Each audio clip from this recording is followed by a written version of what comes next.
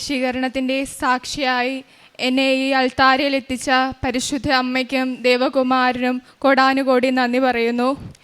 ഞാൻ 2024 ഡിസംബർ 24 ആദ്യമായിട്ട് ഉടമ്പടി എടുക്കുന്നത്. ഉടമ്പടി എടുത്ത് വീട്ടിൽ വന്ന ശേഷം ഞാൻ ഉടമ്പടി ഭയങ്കര ഉഴപ്പായിരുന്നു. പ്രാർത്ഥിക്കും, എല്ലാ കാര്യങ്ങളും ഒക്കെ ചെയ്യും. പക്ഷേ ഉടമ്പടി അമ്മയായിട്ടൊരു സത്യം പറഞ്ഞ ഒരു ബന്ധമില്ലായിരുന്നു, ഒരു അറ്റാച്ച്മെൻ്റ് ഇല്ലാത്ത പോലെയായിരുന്നു ഞാൻ എന്തോ ഉടമ്പടി ചെയ്തു പോയിക്കൊണ്ടിരുന്നത്. അപ്പോഴെല്ലാം എനിക്ക് സത്യം പറഞ്ഞാൽ ഭയങ്കര സങ്കടം ഉണ്ടായിരുന്നു. ഞാനിതൊന്നും കറക്റ്റായിട്ട് ചെയ്യുന്നില്ലല്ലോ മാതാവേ എന്നൊക്കെ ഓർത്ത്. എങ്കിൽ പോലും ഞാൻ മാതാവിനോട് പറഞ്ഞു, എന്നെക്കൊണ്ട് പറ്റുന്ന പോലെ ഞാൻ ചെയ്യാം മാതാവേ എന്ന് പറഞ്ഞു. അങ്ങനെ ഞാൻ ആദ്യത്തെ കേട്ടറ്റ് എക്സാം ഞാൻ എഴുതിയ ശേഷം എനിക്ക് ആ എക്സാം ഞാൻ എഴുതി, അതിൻ്റെ മാർക്ക് വന്നു. പക്ഷേ എനിക്കത് കിട്ടിയില്ല. എനിക്ക് പേഴ്സണലായിട്ട് ഭയങ്കരമായിട്ട് വിഷമമായി. കാരണം എൻ്റെ തന്നെ കാരണങ്ങൾ കൊണ്ടാണ് എനിക്കത് കിട്ടാത്തതെന്ന് ഉറച്ച വിശ്വാസം ഉണ്ടായിരുന്നു. അതിനുശേഷം ഞാൻ അതെല്ലാം മറന്ന് ഞാൻ മാതാവിനോട് പറഞ്ഞു, മാതാവേ ഞാൻ വന്ന് ഇനി ഉടമ്പടി പുതുക്കും.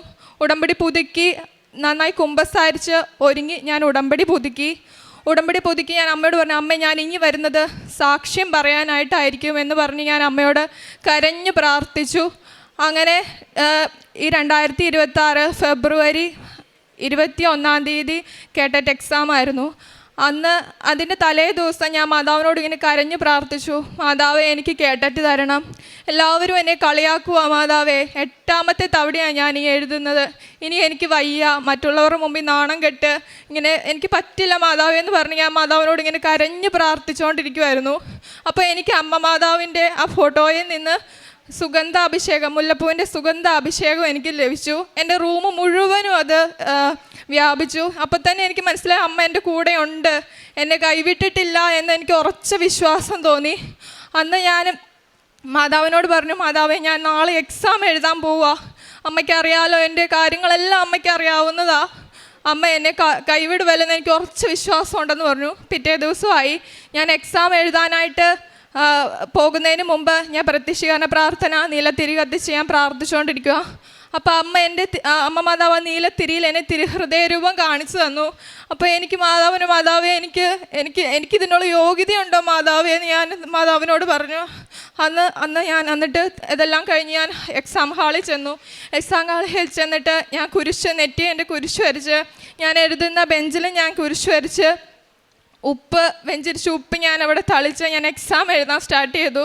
സൈക്കോളജിയൊക്കെ ആദ്യമേ തുടങ്ങിയപ്പോൾ തന്നെ എനിക്ക് ഭയങ്കര പാട്, കാരണം ഞാൻ ഒന്നും പഠിച്ചിട്ടില്ല. ബാക്കിയുള്ള പരീക്ഷയ്ക്കൊക്കെ ഞാൻ എന്തെങ്കിലുമൊക്കെ പഠിച്ചിട്ട് പോകുന്ന അന്നത്തെ സാഹചര്യം വെച്ച് എനിക്ക് ഒന്നും പഠിക്കാനായിട്ട് പറ്റിയില്ലായിരുന്നു. ഞാൻ അമ്മയോട് പറഞ്ഞു, അമ്മ എനിക്കിതൊന്നും അറിയത്തില്ല, ഞാൻ എന്ത് ചെയ്യും പറഞ്ഞാൽ എനിക്കവിടെ എൻ്റെ കണ്ണിൽ കണ്ണീര് വരാൻ തുടങ്ങി, എൻ്റെ കൈയും കാലും വിറയ്ക്കാൻ തുടങ്ങി, ഞാൻ എന്ത് ചെയ്യും മാതാവേ എന്ന് പറഞ്ഞ് ഞാൻ എന്നിട്ട് പിന്നെ അമ്മയുടെ രൂപം, എനിക്ക് അച്ഛൻ ഇവിടുന്ന് വെഞ്ചരിച്ച് തന്ന രൂപം ഞാൻ കൈ പിടിച്ച് മുറുക്കെ പിടിച്ച് ഞാൻ ഓരോ ആൻസർ എഴുതുമ്പോഴും ഞാൻ എൻ്റെ മാതാവേ എന്ന് പറഞ്ഞിട്ടാണ് ഞാനത് കറുപ്പിക്കുന്നത്. അങ്ങനെ ഞാൻ മുഴുവൻ എഴുതി. എല്ലാ പ്രാവശ്യവും ഞാൻ എഴുതി തീർന്നു കഴിയുമ്പോൾ എനിക്ക് സമയം പോകും. എല്ലാവരും പരീക്ഷ എഴുതി പേപ്പറൊക്കെ സെറ്റായി വെക്കുമ്പോഴത്തേക്കും പക്ഷെ ഞാൻ മാത്രം എഴുതിക്കൊണ്ടിരിക്കുമായിരിക്കും. അന്ന് ഞാൻ പതിവിലും നേരത്തെ 5 മിനിറ്റ് മുൻപേ എല്ലാം എഴുതി പേപ്പറെല്ലാം കട്ട് ചെയ്ത് വെച്ച് അവിടെ ഇരുന്നു. അപ്പം തന്നെ എനിക്ക് ഭയങ്കര ഒരു സമാധാനം തോന്നി. അന്ന് ഒരിക്കലും ഇല്ലാത്ത പോലെ ഒരു സമാധാനം. അപ്പം ഞാൻ മാതാവിനോട് പറഞ്ഞു, മാതാവേ നീ എൻ്റെ കൂടെ ഉണ്ടാവുമെന്ന് എനിക്ക് ഉറച്ച വിശ്വാസമുണ്ട്, ആ വിശ്വാസത്തിൽ ദൈവമേ ഞാൻ ഇത്രയും കാലം ജീവിക്കുന്നതെന്നും പറഞ്ഞു. ഞാൻ അങ്ങനെ പരീക്ഷയെല്ലാം കഴിഞ്ഞു. എനിക്ക് ഇന്നലെ റിസൾട്ട് വന്നു. ഇന്നലെ ഒരു 5 മണിയൊക്കെ ആയപ്പോൾ അപ്പം ഞാൻ മാതാവിനോട് പറഞ്ഞു, അമ്മേ ഇനി എന്നെ നാണം കെടുത്തല്ലേ മാതാവേ, ഇനി എല്ലാവരുടെ മുമ്പിലും എന്നെ നാണം കെടുത്ത് എനിക്ക് വയ്യ, എനിക്ക് പറ്റില്ല മാതാവേ എന്ന് പറഞ്ഞാൽ പൊട്ടിക്കരഞ്ഞു.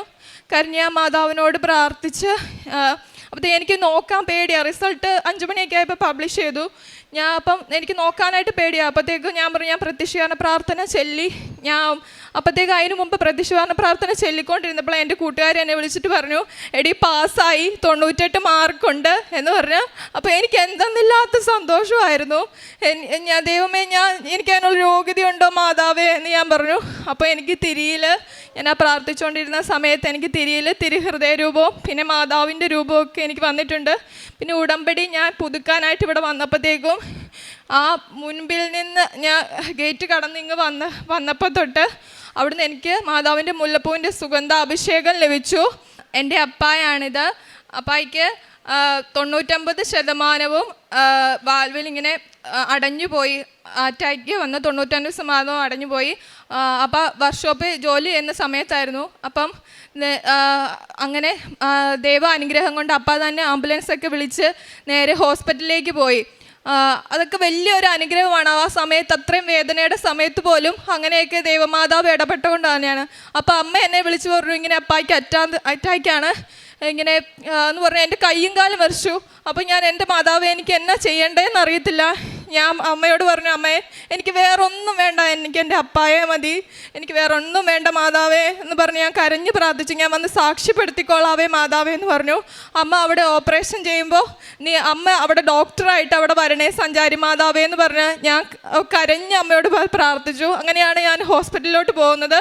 അവിടെ നിന്ന് അപ്പായെ ഇങ്ങനെ കൊണ്ടുപോകുന്നപ്പോൾ എൻ്റെ ചങ്ക് സത്യം പറഞ്ഞാൽ തകർന്നു പോയി. ദൈവമേ, ഇങ്ങനെ ഒരു അവസ്ഥ ഞാൻ ആദ്യമായിട്ട് കാണുക, എൻ്റെ അമ്മ എന്നെ സഹായിക്കണേ എന്ന് പറഞ്ഞ് ഞാൻ കരഞ്ഞ് പ്രാർത്ഥിച്ചു. ഓപ്പറേഷൻ എന്നിട്ട് നടന്നു വിജയകരമായിട്ട്, ഒരു കുഴപ്പമില്ലാതെ എൻ്റെ അപ്പായെ എനിക്ക് തിരിച്ചു കിട്ടി. അമ്മ മാതാവിന് ഒരുപാട് നന്ദി. അമ്മയുടെ കാരുണ്യം കൊണ്ടും ഈശോ അമ്മയോട് മാതാവ് അമ്മയോട് പറഞ്ഞ മാധ്യസ്ഥം വഴിയാണ് എനിക്ക് എൻ്റെ അപ്പായെ ഇങ്ങനെ തിരിച്ചു കിട്ടിയത്. എൻ്റെ അമ്മ മാതാവിന് ഒരുപാട് നന്ദി. പിന്നെ ഞാൻ പ്രേക്ഷിത പ്രവർത്തനമായിട്ട് ചെയ്യുന്നത്, ഇവിടുന്ന് പത്രം വാങ്ങിച്ച് ഞാൻ ഗവൺമെൻറ് ഹോസ്പിറ്റലിൽ കൊണ്ടുപോയി കൊടുക്കും. ഒരുപാട് നിലകളുണ്ട്, അതെല്ലാം കയറി ഇറങ്ങി ഞാൻ കൊടുക്കും. അമ്മ മാതാവിൻ്റെ ഇങ്ങനെ ഇവിടെ ഒരു പള്ളിയുണ്ട്, എല്ലാവരും വന്ന് പ്രാർത്ഥിക്കണം എന്ന് പറഞ്ഞ് എനിക്ക് നടന്ന, അതായത് എനിക്ക് അനുഭവിച്ച, ഞാൻ ഇവിടുന്ന് അനുഭവിച്ച കാര്യങ്ങളെല്ലാം ഞാൻ അവരോട് പറയും. ഒരുപാട് പേര് റിജക്റ്റ് ചെയ്യും, ഇതിങ്ങനെയൊന്നുമില്ല അങ്ങനെയൊന്നുമില്ലെന്നൊക്കെ പറഞ്ഞ് ഒരുപാട്. ഞാൻ പറയാം അങ്ങനെയൊന്നും അല്ല, ഇവിടെ നിങ്ങളൊന്ന് പോയി നോക്ക് എന്ന് ഞാനിങ്ങനെ പറയും. എങ്കിൽ പോലും പലരും എൻ്റെ കയ്യിൽ നിന്ന് പത്രമൊന്നും വാങ്ങിക്കാതെയൊക്കെ പോയിട്ടുണ്ട്. അപ്പോൾ എനിക്ക് ഭയങ്കര സങ്കടം തൊട്ട്, മാതാവേ ഞാൻ മാതാവിനോട്, മാതാവേ നീ അവിടെ അവരെ എത്തിക്കണേ മാതാവേ എന്ന് പറഞ്ഞ് ഞാൻ എന്നിട്ട് ഓരോ പത്രം കൊടുക്കുമ്പോഴും ഞാൻ നന്മ നിറഞ്ഞ മറിയമേ ചൊല്ലിക്കൊണ്ടാണ് കൊടുത്തോണ്ടിരുന്നത്. ഞാൻ അമ്മയോട് പറയാം, മാതാവ് ഇത് അർഹതപ്പെട്ടവരുടെ കയ്യിൽ കൊടുക്കണേ മാതാവേ എന്ന് പറഞ്ഞുകൊണ്ടാണ് കൊടുത്തോണ്ടിരുന്നത്.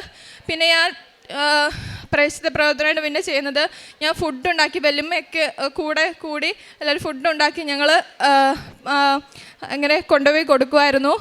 പിന്നെ ഞാൻ ചെയ്തുകൊണ്ടിരുന്നത്, ഞാൻ എന്നും 12 മണിയുടെ കുർബാനയ്ക്ക്, ക്ലാസ് കഴിഞ്ഞ് 12 മണിയുടെ കുർബാനയ്ക്ക് ഗാഡലൂപ്പ പള്ളിയിലാണ് പോകുന്നത്. അവിടെ ഇങ്ങനെ പാവങ്ങളെ സഹായിക്കാനായിട്ടൊരു കമ്മ്യൂണിറ്റിയൊക്കെ പോലെയുണ്ട്. അവിടെ എന്നേക്കാൾ കഴിയുന്ന പൈസ ഞാൻ അവിടെ കൊടുക്കാറുണ്ട്. പിന്നെ അല്ലാതെ ആണെങ്കിലും എന്നോട് ഒരുപാട് പേര് പൈസയൊക്കെ ചോദിച്ച് എന്തെങ്കിലും അങ്ങനെയൊക്കെ ചോദിക്കുമ്പോഴാണെങ്കിലും എൻ്റെ കയ്യിലുള്ള പൈസ ഞാൻ കൊടുക്കും. അതിപ്പം 10 20 അങ്ങനെയൊക്കെ ആയിരിക്കും, കാരണം എനിക്ക് ജോലി ഇല്ലല്ലോ. അപ്പം ഞാൻ മാതാവ് എൻ്റെ കയ്യിൽ ഇതേ ഉള്ളൂ എന്ന് പറഞ്ഞാൽ ഞാൻ കൊടുക്കുന്നത്. അപ്പം അത് മതി എന്ന് പറഞ്ഞ് അങ്ങനെ ഓരോരുത്തരിങ്ങനെ സ്വീകരിക്കുമ്പോൾ എനിക്ക് ഭയങ്കര സന്തോഷമായിട്ടുണ്ട്. ഈശോയ്ക്കും അമ്മയ്ക്കും നന്ദി പറഞ്ഞുകൊണ്ട് ഈ സാക്ഷ്യം പരിശുദ്ധ അമ്മയുടെ പ്രത്യക്ഷീകരണത്തിന് വേണ്ടി ഞാൻ സമർപ്പിക്കുന്നു. ജ്ഞാനത്തിൻ്റെ പുസ്തകം 8-ാം അധ്യായം 10-ാം തിരുവചനം. യുവാവെങ്കിലും എനിക്ക് അവൾ മൂലം അനേകരുടെ ഇടയിൽ മഹത്വവും ശ്രേഷ്ഠന്മാരുടെ മുൻപിൽ ബഹുമതിയും ലഭിക്കും. റോസ്മി ബാബു എന്ന ഈ മകൾ ഈ ഉടമ്പടി കൃത്യമായി ഉഴപ്പിയതിന് ശേഷം വളരെ വിശ്വസ്തയോടുകൂടി പാലിച്ച് പരിശുദ്ധ അമ്മയുടെ ഓരോ നീക്കങ്ങളെയും അറിഞ്ഞുകൊണ്ട് ഹൃദയത്തിൽ ആ ചലനം മനസ്സിലാക്കിക്കൊണ്ടാണ് ജീവിച്ചിരുന്നതെന്ന് ഈ മകൾ ഇവിടെ ഏറ്റുപറയുകയാണ്.